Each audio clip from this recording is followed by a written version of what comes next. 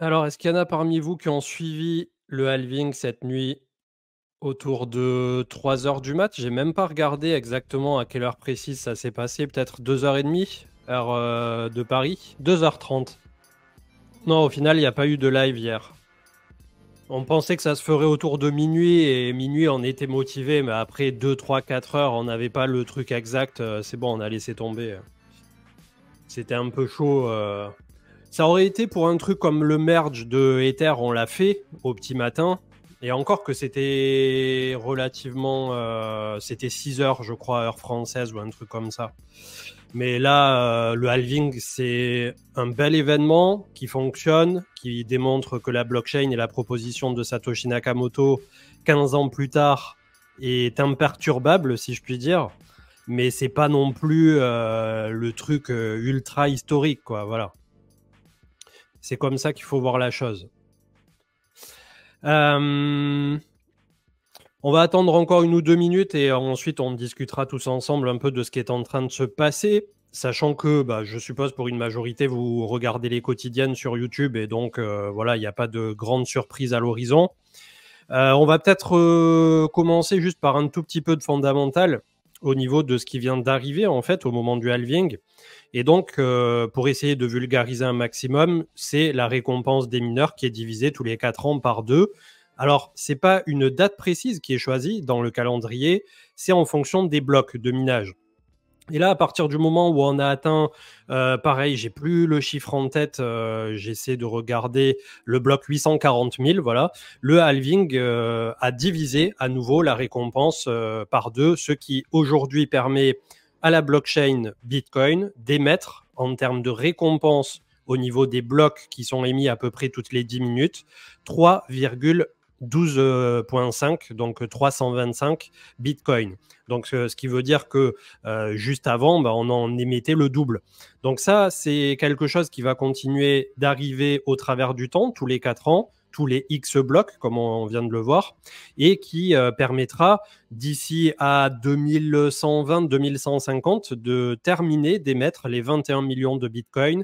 Et là, bien heureux celui qui arrivera à prédire à l'avance ce qui se passera dans les années 2100 au niveau de la blockchain et au niveau du BTC en tant que tel, une fois qu'ils auront été tous émis, puisqu'il y a bon nombre de théories diverses et variées.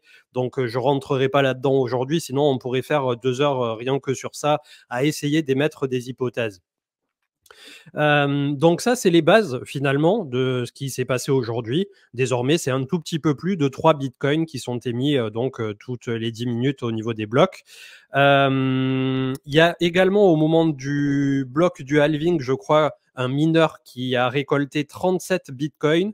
Donc, j'ai pas tout suivi. Il y a eu peut-être par rapport au lancement aussi de Rune sur la blockchain Bitcoin. Enfin, pour l'instant, je suis en train de creuser le sujet, donc je ne serai pas à même de vous en parler. Mais voilà, comme d'habitude, quand il y a des trucs qui se lancent sur Bitcoin, il y en a qui sont très partisans de dire excellent, voici de la nouveauté et de la dynamique. Et bien entendu, une frange un peu plus conservatrice qui finalement n'y voit pas ça d'un bon œil. Donc pour l'instant, le phénomène Rune qui est en train de monter sur les réseaux sociaux, je ne maîtrise pas le sujet, donc je ne préfère pas vous en parler. Je suis en train de faire, comme on dit souvent, mes propres recherches. Au niveau du chart, le Bitcoin s'échange ce matin post-halving autour de 63 740 $. Ce qui fait que malgré tout, quand on regarde un peu toute cette vélocité qu'on a eue depuis le point bas, eh bien, on est plutôt pas si mal calé finalement post-halving. C'est pas pour autant que, comme on l'a souvent dit, c'est un interrupteur on-off au niveau de cet événement qui arrive tous les 4 ans.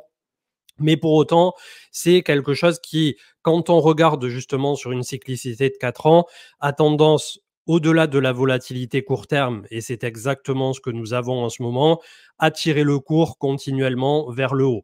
La question est, c'est combien de temps ça pourra durer en fait sur les dizaines d'années, je l'espère, qui continueront de pousser le marché crypto vers le haut, ou à quel moment aussi on peut avoir un cycle qu'on appellera un cycle de plateau où le marché crypto sera suffisamment capitalisé et où il ne répliquera plus la hausse systématique qu'il a fait. On le voit ici au niveau de l'écran, à chaque fois, on a vraiment un très beau rebond, un bear market, un très beau rebond, un bear market, un très beau rebond. Ça peut continuer de durer tout en ayant bien en tête que les amplitudes petit à petit sont en train de se réduire. Mais on l'a vu la dernière fois dans la dernière émission au niveau du gold, par exemple. À partir du moment où on a un gold aujourd'hui qui pèse entre 10 000 et 14, 16 000 milliards en fonction de si on prend le gold de papier aussi en considération. Bref, même les analystes des métaux précieux sont pas tous d'accord là-dessus. On va dire 10 000 pour contenter tout le monde. Donc, admettons qu'un jour, on ait un marché crypto qui aille à 10 000 milliards, c'est-à-dire 3 fois, un tout petit peu plus de 3 fois son ATH du dernier cycle qui était à 3 000 milliards, pour rappel. On risque de faire des amplitudes qui seront similaires au gold sur Bitcoin, c'est-à-dire plus 10, plus 20% dans une année peut-être. Et pareil en négatif si jamais il y avait quoi que ce soit. Donc, c'est aussi à prendre en considération de notre côté que le temps joue aussi pour nous sur les marchés. Mais quand on voit un actif comme ça qui, depuis une quinzaine d'années, n'a eu de cesse de se tirer vers le haut, il y aura forcément aussi tôt ou tard une période d'accalmie et peut-être 1 an, 2 ans, 3 ans où il ne se passera plus grand-chose au niveau des cryptos lorsque, effectivement, on atteindra ce cycle de plateau. Et ça, c'est une question que tout à chacun doit se poser en fonction aussi aujourd'hui de sa propre aversion au risque, puisque depuis, on va dire, allez, 2017, qui a été le vrai gros cycle des particuliers, qu'est-ce que sont venus chercher les particuliers sur le marché crypto? La volatilité, le risque et la possibilité de démultiplier un capital bien plus vite que ce qu'on peut le faire au niveau du SP500 ou d'un ETF World ou ce genre de choses. D'ailleurs, c'est quelque chose à prendre en considération aussi. Quand on voit que le SP500 ou le World font à peu près, quand on fait une moyenne lissée, du 8% par an, le World, c'est un peu plus depuis quelques années, c'est 10%, mais on va rester sur quelque chose d'assez nominal autour de 8. Je serais même partisan de dire 6 pour être conservateur, mais on va garder 8. Eh bien, vous vous doutez bien qu'à partir du moment où vous faites 100% de performance sur un cryptoactif, c'est-à-dire 1 fois 2, et la plupart du temps en quoi 3 mois, 6 mois, ça va très très vite. On l'a vu sur les 2 derniers trimestres et même sur les 3 quasi derniers trimestres, puisqu'on a fait 7 mois de hausse d'affilée. Eh bien, vous pouvez engranger des centaines de pourcents, c'est-à-dire x2, x3, x4, x5 sur le capital que vous aviez injecté au niveau du marché crypto. Et ça, en fait, ça fait perdre la tête à tout le monde puisque on perd complètement de vue la réalité des autres marchés et du fameux SP500 qui, lui, sur 30 ans, vous offre 8% par an. Donc, à partir de là, du moment que vous avez fait 100%, 200%, 300%, peu importe, bien entendu qu'il y a beaucoup de particuliers qui viennent au marché crypto pour avoir le nouveau PP, le nouveau mémé, le machin qui va faire 1 fois 2000 sur les 100 balles que vous aviez mis. Mais vous vous doutez bien que ça fonctionne pour quelques heureux chanceux qui ont été au bon endroit, au bon moment, qui ont chopé le truc avant tout le monde et potentiellement qui vont le revendre tard, puisque ça aussi, c'est pas donné à tous. Vous l'avez très certainement déjà vécu, vous me direz dans le chat. Vous pouvez avoir un actif sur lequel vous êtes extrêmement bien positionné, mais le revendre beaucoup trop tôt. Vous vous doutez bien que les personnes qui ont acheté du Bitcoin à 1 dollar, quand ils l'ont vu à 10 dollars, ça faisait sens de le revendre. Et pourtant, quand on regarde ça aujourd'hui, on peut se dire, voilà, le gars, il est passé à côté de dizaines de millions ou peut-être centaines de millions. Donc, c'est facile de toujours refaire le match a posteriori et ça vaut pour tous les investissements. Et c'est pour ça que l'approche pragmatique de se dire, OK, combien fait le SP500? 8%. Si je fais 80%, j'ai fait 10 ans de SP500. Ça permet de remettre les choses en perspective et ça permet de se reconnecter entre guillemets au réel si toutefois on pense que le marché américain est connecté lui-même au réel, chose que parfois on se pose pas mal de questions autour de ça. Donc ça, c'était ma petite intro en mode pour ne pas perdre les pédales. Puisque finalement, quand on regarde en mensuel, on est en train de faire un pullback très propre ici sur les ex-ATH de 2021, donc du printemps et de l'automne, puisque ça s'est fait en 2 fois. Malgré tout, je suis toujours partisan et peut-être un peu pessimiste sur ce cycle de me dire que les 100 000 $ pourraient arrêter littéralement le cours. Si on a 120 000, si on a 150 000, c'est que du bonus et tant mieux. Mais je vous l'ai toujours dit, là aussi depuis des trimestres, à partir de 75-80 000 dollars, je commence mon DCA de sortie au niveau de Bitcoin. Et les alts, c'est un peu les mêmes niveaux. Si on reprend la même logique du côté de Ether, à partir de 4 500 à 5 000 dollars l'ex-ATH, au fur et à mesure qu'on tape des paliers en centaines de dollars, voire de 500 dollars en 500 dollars au niveau de Ether, bien entendu que je fais aussi un petit DCA de sortie. Le but n'étant pas de se désexposer totalement, même lors du bear market. Peut-être que je garderai 20-30% de toutes mes cryptos, même lors du bear market. Je sais qu'il y en a qui sortent complètement, mais c'est pas une manière de fonctionner qui, moi, me convient. Donc, j'essaie de vous donner aussi un peu ma manière de fonctionner. J'essaie d'avoir un vase qui, finalement, se transfère d'un 30-70 ou d'un 20-80. Et pareil, quand on est dans l'autre sens, c'est-à-dire 80% ou 70% en stablecoin en bear market, et l'inverse lorsque nous sommes en bull run, en gardant tout le temps un petit filet de sécurité, 10, 15, 20%, quand bien même on est en train d'injecter, de racheter les dips, etc. Et c'est super grisant parfois pour pouvoir justement avoir des cartouches si ça se passe mal, ou même avoir un fonds de roulement, un peu comme si nous avions une société, un commerce à défendre au niveau de notre portefeuille crypto, pour s'il y avait quoi que ce soit qui se passe de dramatique. Donc voilà, c'est ma petite vision des choses. Bien entendu que tout à chacun fera des plans et articulera ça de façon tout à fait personnelle, puisque là, c'est difficile pour une personne qui parle seule de s'exprimer au nom du plus grand nombre, entre guillemets. Mais par contre, ce que je peux vous dire aujourd'hui, c'est que oui, quand on regarde sur X années ce qui s'est passé au niveau du marché crypto, il y a deux choses qui sont universelles. C'est que, un, on a constaté que le DCA fonctionnait sur les actifs porteurs. Donc, on va dire aujourd'hui Bitcoin, voire Ether. Et Ether, on attend de voir à quelle sauce il va être mangé en 2024. Et ensuite, on peut constater que quasiment jamais personne, en tout cas au niveau des particuliers, n'arrivera à vendre le top parfait ou acheter le bottom parfait. Ce qui fait que quand on colle tout ça ensemble, oui, c'est intéressant de faire du DCA au long terme.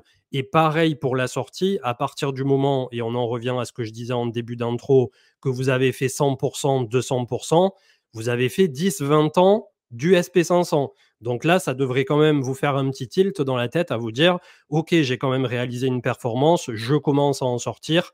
À minima, comme le aussi conseil, entre guillemets, beaucoup de personnes qui sont dans la crypto ou dans les marchés boursiers, le but étant de ressortir la somme que vous avez mis sur les marchés. Comme ça, ensuite, vous n'avez que l'excédent qui est du profit non réalisé sur lequel vous allez tout simplement surfer pour continuer tout simplement d'avoir le upside si toutefois ça arrive, ou bien de constater que par la suite, de temps en temps, marché crypto ou marché américain, on rentre dans des phases de correction, comme ça a l'air d'être le cas désormais depuis quelques semaines, puisque même le SP500 est actuellement en correction.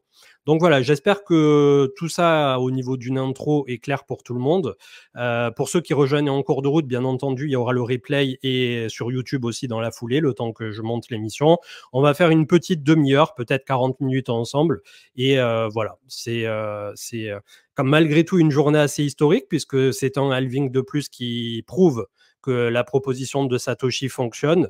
Et quand on regarde le hash rate aussi, qui est la difficulté de minage et qui aujourd'hui crève le plafond, peut-être que ça va un peu baisser un tout petit peu post-halving pour voir un peu comment s'ajustent les machines qui ne seraient pas profitables. Mais aujourd'hui, on est quand même sur le réseau le plus robuste. Je veux dire, quand on regarde la courbe, elle est exponentielle au niveau du hash rate. Donc, c'est vraiment super positif de voir un réseau comme ça qui a sorti un peu de nulle part, qui a été alimenté par bon nombre de personnes au travers de la planète. Il y a toujours le questionnement de si aujourd'hui Bitcoin remplit toutes les cases d'être à la fois réserve de valeur, mais surtout une monnaie en tant que telle. Là aussi, je vous laisserai seul juge, puisqu'il y a bon nombre de personnes qui ne sont pas d'accord là-dessus. Mais voilà, petit à petit, on peut quand même constater que quand il y a des problèmes géopolitiques, le Bitcoin est toujours considéré comme un asset à risque. Mais on peut constater aussi que malgré ce qui s'est passé récemment, on a perdu quelques pourcents, on n'a pas perdu 30 ou 50% du côté de Bitcoin.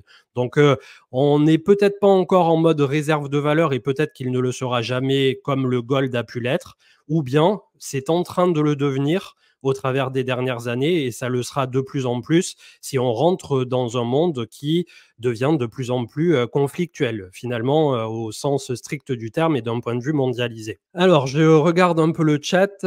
Il y avait Langue de Geek qui nous disait petite ETH partie trop tôt. Je sais pas. Bah, pour Ether, ouais, c'est vrai que là, voilà, c'est sur ce cycle, c'est poussif. Après, j'ai la sensation qu'on se disait exactement pareil à l'époque sur la reprise 2019-2020 ici, où on a un Ether qui a mis très longtemps à reproposer quelque chose. Et malgré tout, on voit que pour un ATH ici à 1400 $, on avait des points bas à 80 et on était revenu avant le halving autour de 365. Donc, on peut estimer qu'au niveau de la remontada d'Ether, tout comme la remontada de Bitcoin, on a allé bien plus vite en besogne que ce qu'on l'avait fait ici à l'époque. Donc finalement, c'est un cycle qui est un peu bizarre sur ses fondations puisqu'on est allé trop vite, trop loin.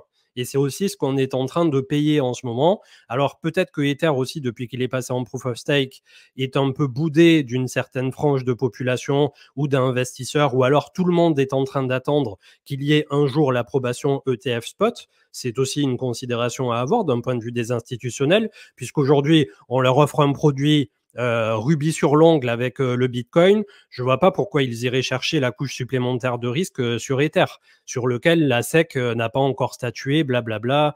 Gary Gensler qui se met à troller sur Twitter en disant je vais me faire virer alors que c'est pas vrai. Mais ça, je pense que si jamais il y a un nouveau président, ça risque d'être un peu prémonitoire. Hein, ça, voilà, son troll. Enfin, toujours est-il, pour Ether, c'est vrai que c'est un peu de la façon de ce qui s'était passé avant, quelque chose qui peut-être peine à convaincre pour l'instant, a beaucoup de, on va dire, de challenge technique. Ethereum en tant que blockchain, c'est quelque chose de magnifique, mais c'est quelque chose que quand tu vois le graphique de Vitalik, tu as compris qu'on part pour 10-15 ans supplémentaires de développement, de larmes, de pleurs et de sueur. Donc, ouais, c'est un bel objet, Ethereum, en pleine mutation. À ce jour, on ne peut pas lui enlever que c'est malgré tout le réseau, le super ordinateur sur lequel quasiment tout tourne. Je suis toujours open à fond à voir Solana, à voir Avalanche, à voir Elrond, à voir tout ce que vous voulez supplanter Ethereum en tant que réseau, en tant que TVL, en tant qu'utilisateur, en tant que développeur. Mais aujourd'hui, ça n'est pas le cas. Donc, on est aussi un minimum obligé de regarder les choses en face et de se dire que ça a tellement construit sur Ethereum, avec ses points positifs comme ses défauts, que voilà, on a quand même le leader au niveau de ce qu'il propose. Après, c'est pas tout blanc, c'est pas tout rose, et il faudra beaucoup d'améliorations et beaucoup, voilà, certainement de forks, de grosses mises à jour pour permettre par la suite d'aboutir à quelque chose qui sera pleinement opérationnel. Et finalement, au niveau de toutes les propositions qu'on peut voir ailleurs, c'est notamment le cas de Atom Cosmos, le SDK, etc. Il y a de très bonnes propositions, mais à ce jour, quand on regarde Atom Cosmos, la technologie est géniale, mais pourquoi les gens ont gardé par exemple du Atom en tant que token? C'était uniquement pour farmer les airdrops.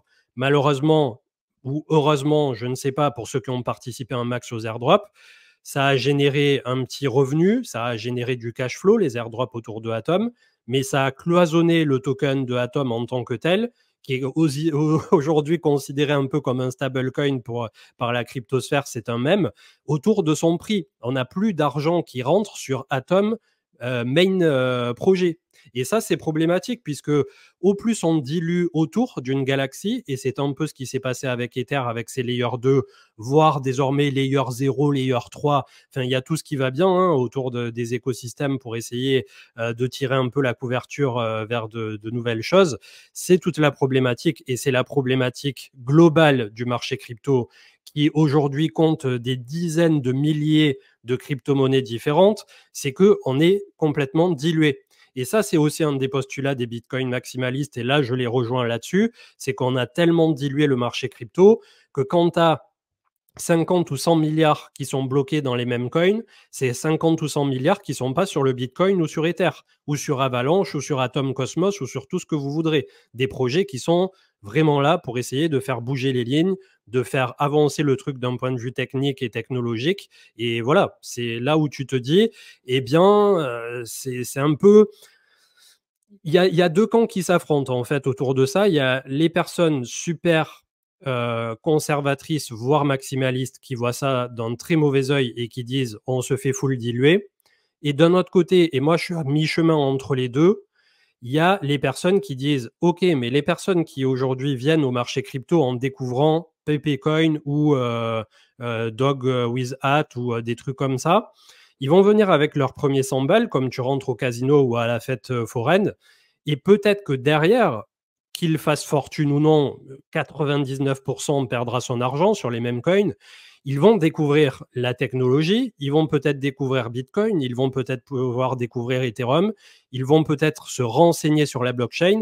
Et en fait, si on prend le truc un peu à l'envers, ça peut être une porte d'entrée, les mêmes coins, vers un univers plus global. Et c'est là où finalement, pour ma part, j'aurais bien du mal, et je suis très mal placé pour juger finalement de ce que tout à chacun veut faire de son argent, pour me placer entre le maximalisme et le côté un peu plus, on va dire, full open, super libéral, où tout le monde fait ce qu'il veut, un peu comme aux États-Unis en fait. Il y a le côté super conservateur qui pourrait être, on va dire, incarné par le crypto Twitter FR, qui est très acerbé, très acerbe au niveau de comment il réagit. Et d'un autre côté, tu as le crypto Twitter ENUS, qui est full libéral. Toute la journée, c'est la fête du slip, tous les nouveaux tokens, les coins. Je vois même comment ils fonctionnent. Ils se supportent les uns les autres. Et en fait, il y a quasiment aucune nocivité sur le crypto Twitter ENUS, puisqu'ils savent qu'ils sont tous là, entre guillemets, pour faire de l'argent. Et ils s'en foutent qu'il y a un shield, qu'il y a un machin qui marche, qu'il y a un machin qui marche pas. Eux, ils sont en mode bon, bah, ça passe, ça passe, ça passe pas, ça passe pas.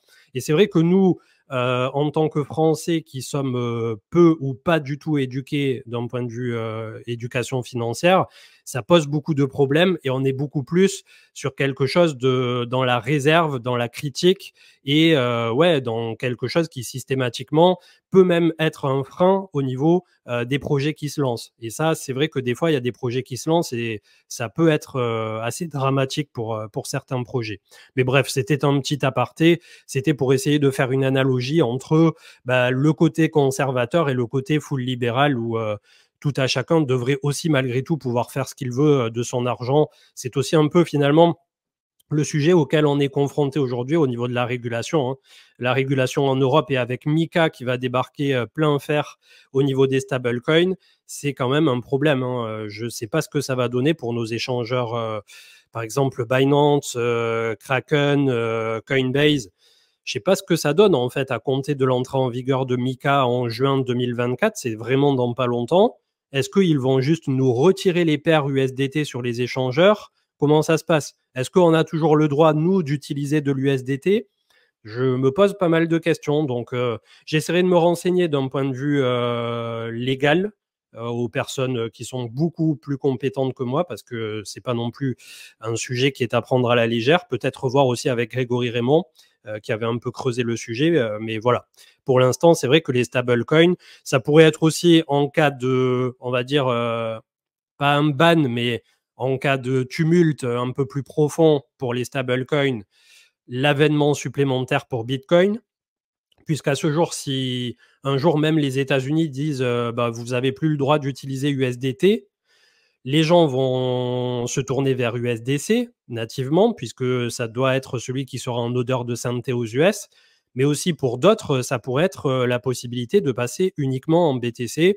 Donc, on va vivre un truc sur le second semestre 2024 où ça risque de bouger au niveau de ces lignes-là. Et la dernière ligne, ça sera le nouveau président à l'automne qui, là aussi, pourrait donner de nouvelles directives. Donc, avec peut-être un nouveau Gary Gensler à la SEC, etc. Et d'ici là, on en saura plus aussi par rapport à Ether qui est affiché à l'écran pour son ETF spot qui, pour l'instant, pour mai 2024, ça a l'air très mal engagé et c'est ce qui fait peut-être aussi que c'est un peu mou du genou sur Ether. Est-ce que ça sera uniquement USDT qui sera concerné? Normalement, c'est tous les stablecoins émis sur du dollar. Donc en gros, À ce jour, c'est vrai que nous, en tant qu'Européens, on utilise assez peu les stablecoins euros, mais il y en a et ils fonctionnent. C'est juste que tu as moins de liquidité que sur USDT ou sur USDC. Et parfois, voilà, si un jour tu as besoin de bouger 20 000 ou 30 000 en USD heure ou je ne sais quoi, ou le heure E de Monerium, je crois, ben, peut-être que tu pourras pas s'il n'y a pas de suite la liquidité. Alors aujourd'hui, je dis ça complètement au pif. Je ne sais pas quelle liquidité il y a sur les tokens adossés en euros. Et il y a beaucoup de projets qui se lancent même maintenant, qui essaient de travailler sur des stablecoins en euros. Mais voilà, c'est toute la problématique de voir aussi, une fois que ça sera entré en vigueur pour la zone euro, comment les États-Unis réagissent par rapport à la réglementation et la régulation des stablecoins. Parce qu'à ce jour, ils jouent un peu à, je sais pas, à tâter le terrain, à envoyer quelques disquettes, etc. au niveau des États-Unis. Mais contrairement à la façon dont ils se sont attaqués à FTX puis à Binance, bon, FTX c'était un scam. Binance, ça n'est pas du tout le cas. Il y a eu quelques petites problématiques et on l'a vu avec Sidzi, etc., qui a plaidé coupable pour certains chefs d'inculpation et qui va payer une méga amende et peut-être ou non, il ira en prison. Enfin, j'espère pas pour lui, puisque malgré tout, aujourd'hui, c'est quelqu'un qui a développé l'industrie plus que quiconque. Et forcément, au niveau de tous les flux en centaines ou en milliers de milliards qui sont passés par Binance, il ne devait pas avoir que des trucs super clean, en tout cas pour un petit pourcentage, exactement comme aujourd'hui, c'est dans le dollar américain, il y a 10% de toutes les transactions mondiales, je dis complètement au pif, mais vous comprendrez le raccourci, qui se font pour des transactions illicites. Et ça, je veux dire, à partir du moment où tu fais bouger de l'argent, quand bien même tu prends des vérifications et tu fais gaffe, il y aura toujours un pourcentage non négligeable, certainement, qui passera au travers de la raquette. Tout comme à la frontière, aujourd'hui, il y aura certainement des camions qui vont passer avec de la drogue, etc. Vous comprenez un peu la logique. Donc, par rapport à tout ça, les États-Unis ont flingué, ont tiré à la ceinture des banques crypto, souvenez-vous, au moment de FTX, etc. C'est pour ça qu'on est descendu très, très bas sur Bitcoin et Ether, d'ailleurs, en même temps que Terra Luna, enfin tout, c'était vraiment horrible 2022. Je crois même de souvenir que je ne sais pas si 2018 était aussi horrible, mais globalement, là maintenant, le second chantier, c'est les stablecoins et les États-Unis n'ont pas statué aujourd'hui sur les stablecoins. Donc ça, c'est aussi pour moi un point noir. C'est quelque chose à avoir de notre côté et à anticiper comme un potentiel, pas némésis, mais un mini signe noir si d'un seul coup les États-Unis tapaient d'un grand coup de poing sur la table par rapport aux stablecoins. Et il faut malgré tout qu'ils valident pleinement et totalement la proposition de USDC de Circle pour peut-être continuer de pousser dans le sens de Coinbase et de toutes les entités qu'il y a derrière désormais avec BlackRock et compagnie, comme on le sait depuis les ETF.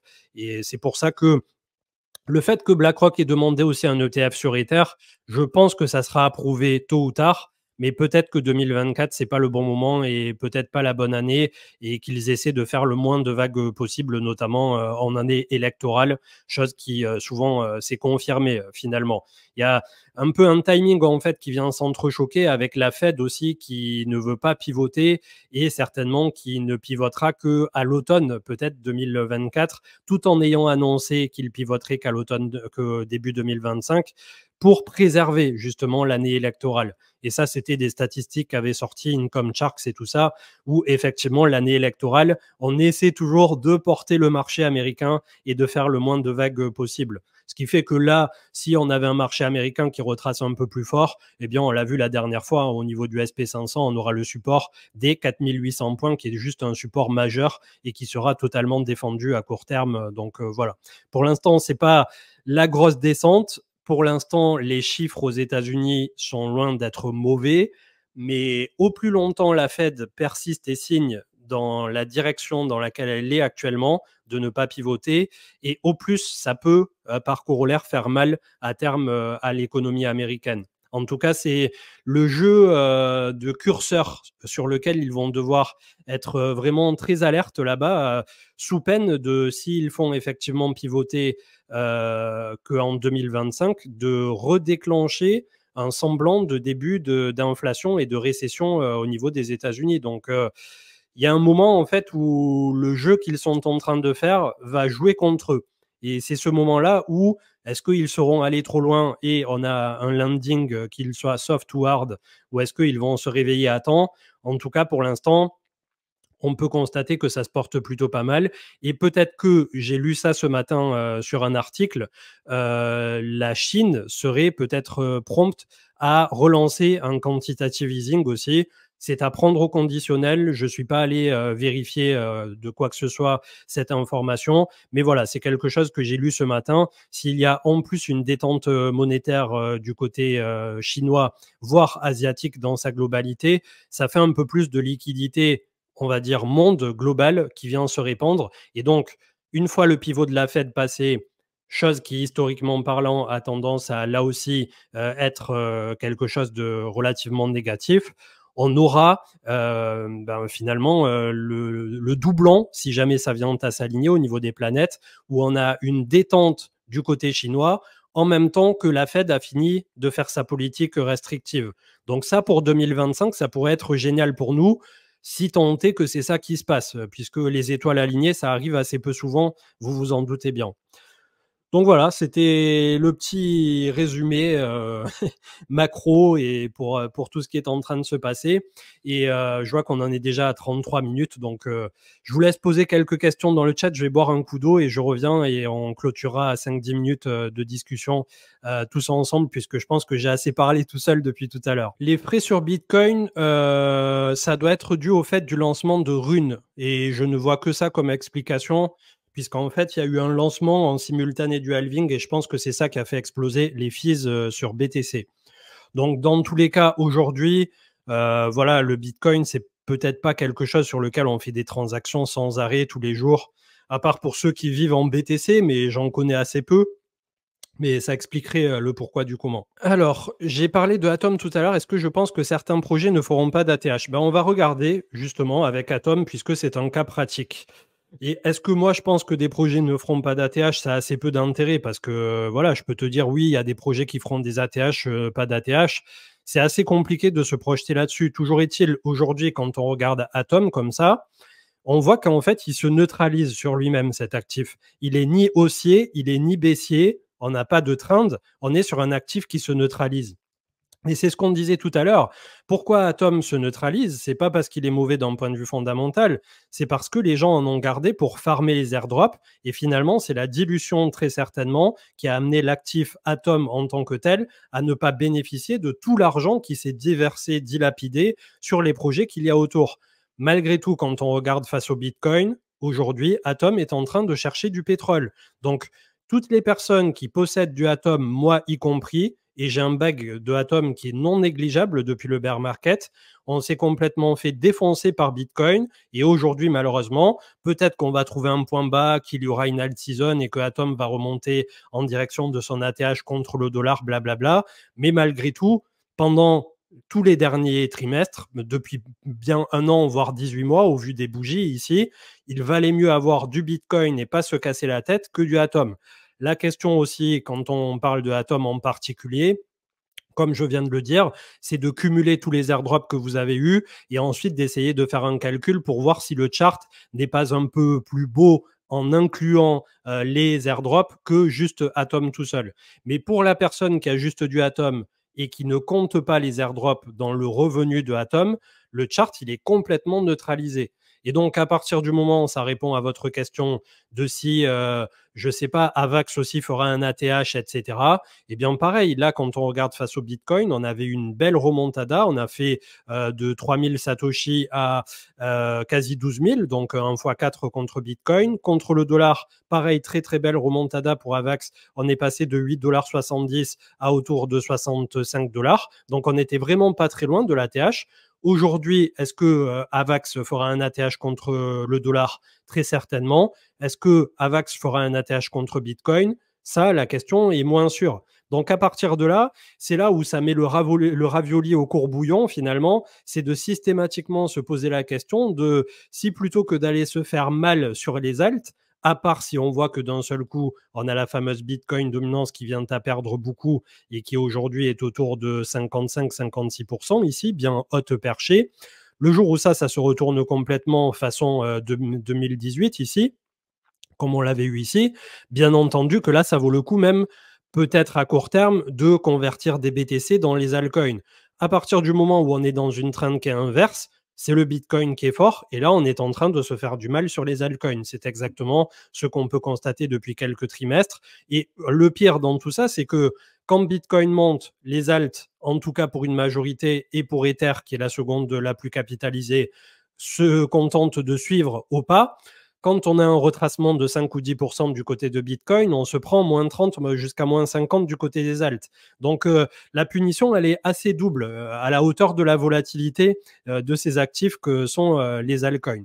Donc, je ne sais pas si j'ai répondu à ta question, mais c'est vrai que se dire est-ce que tous les alts vont refaire un ATH, au dernier cycle, on avait déjà le doute et pour la majorité, ils ont tous revu leur ATH. On avait même Ada Cardano qui avait fait moins 99%, qui a récupéré ces moins 99% pour ensuite faire une performance de je ne sais plus combien de milliers de pourcents supplémentaires. Donc tout peut arriver, c'est clair et net. Mais d'un autre côté, je pars du postulat que sur ce cycle, on a des personnalités en face qui ne sont plus n'importe qui sont loin d'être des particuliers. On a BlackRock, on a tous les autres. Donc, probablement que l'argent va se disséminer moins largement et de façon plus intelligente. Et aujourd'hui, le play intelligent, quand on regarde les charts, eh bien, c'était Bitcoin depuis des trimestres. Est-ce que ça va perdurer? Je ne sais pas. Est-ce qu'on va avoir une grosse alt season? Je l'espère comme vous tous, mais pour l'instant, on en est là. Ouais, le ravioli au courbouillon ou la rate, c'est un peu pareil, les gars. Le ravioli, c'est pareil. Bref, entre ravioli et rate, je vous laisse choisir. Marché trop dilué, nous dit Achrono. Et ouais, c'est un peu le truc aujourd'hui. Hein. On a un marché qui pèse 2264 milliards et voilà. C'est difficile de... En fait, quand on sort des bear markets ou même quand on traverse le bear market, et c'est un peu le postulat du maximalisme, c'est qu'on se rend compte, et là, je veux dire, les charts parlent pour eux, pour les maximalistes, que effectivement, quand on a les étoiles qui sont un peu plus alignées, c'est souvent Bitcoin qui brille. La question est, le jour où Bitcoin va être à 100 000 $ ou que sais-je, est-ce qu'une fois surcapitalisé, le BTC comme l'or, et peut-être que ça sera à 100 000, peut-être que ça sera à 200 000, ou j'en ai aucune idée, dans un ou deux cycles supplémentaires. Mais on arrivera sur un moment où le Bitcoin sera stable, et peut-être à ce moment-là, on pourra avoir le côté réserve de valeur aussi qui vient s'y adosser. Tant qu'il y a trop de volatilité, le Bitcoin, à mon sens, ne pourra pas cocher la case totalement de la réserve de valeur. Et bien que, on l'a vu au niveau du gold, on commence aussi à avoir de la volatilité. Donc, le but, c'est aussi de conserver exactement la trend qu'on a depuis toujours ici, qui est une trend résolument haussière et qui, j'espère, perdurera encore quelques années pour nous offrir de très jolies choses. Puis après, quand on y reste malgré tout dans le marché crypto, on n'y reste pas forcément que pour du spéculatif, on y reste aussi pour des questions fondamentales, des questions de philosophie et exactement toute la proposition justement qu'il y avait 15 ans en arrière autour du livre blanc de Satoshi Nakamoto et qui aujourd'hui a été totalement respecté une fois de plus au bout de 4 ans sur ce bloc 840 000 pour diviser la récompense des mineurs par deux avec un halving qui s'est très bien passé. Donc, c'est plutôt cool de voir que c'est une machine qui fonctionne, bien huilée et avec un hash rate qui nous fait ATH sur ATH. Donc voilà, je pense que j'ai fait le tour pour aujourd'hui. Merci à tous d'avoir été là dans le chat. Cette émission sera en replay immédiatement sur YouTube le temps que je la monte. Donc, on va dire d'ici 11h, 11h15 pour ceux qui sont en France. Et pour les autres, quand vous la verrez, peu importe. Je vous souhaite, puisqu'on est samedi, un très bon week-end, un très bon début de week-end, ou pour ceux qui travaillent, bon courage. Et pour ma part, je vous retrouverai comme d'habitude ce lundi. Très bonne journée, très bon week-end et à plus tard. Ciao, ciao.